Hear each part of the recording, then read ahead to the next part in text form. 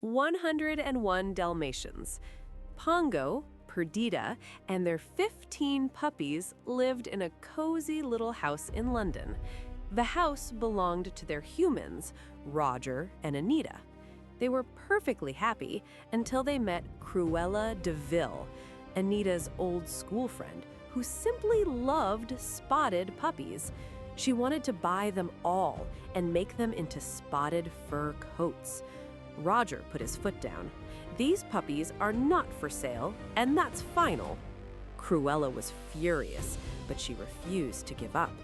One night, Cruella's two nasty henchmen, Horace and Jasper, kidnapped the puppies. Then they drove out to Cruella's old country estate and waited to hear from their boss. When the puppies got there, they saw lots and lots of other Dalmatian puppies who had also been snatched by Horace and Jasper. Back at home, Pongo and Perdita could not believe what had happened. Perdita knew at once that Cruella was behind her missing puppies. "She has stolen them," sobbed Perdita. "Oh, Pongo, do you think we'll ever find them?"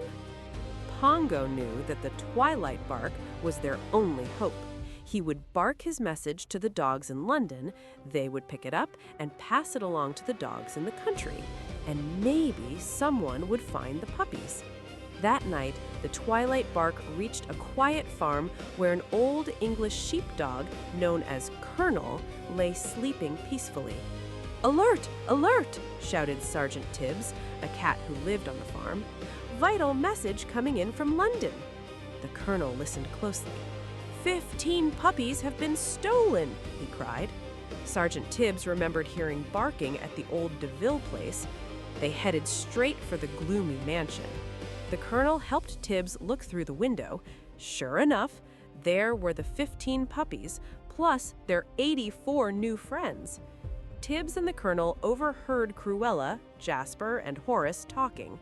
When they heard her plans to make coats out of the puppies, they knew there was no time to waste. The Colonel ran off to get word to Pongo and Perdita, while Tibs helped the puppies escape. As soon as Horace and Jasper realized what was happening, they tried to stop the puppies. But it was too late. Pongo and Perdita arrived and fought off the foolish thugs as the puppies hurried to safety.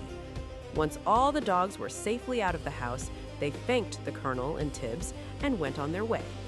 A black Labrador retriever arranged for them to ride to London in the back of a removal van that was being repaired. The dogs waited in a blacksmith's shop. Suddenly, Cruella's big car drove up the street.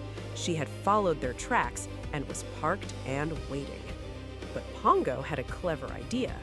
There were ashes in the fireplace. If they all rolled in them, they would be disguised in black soot.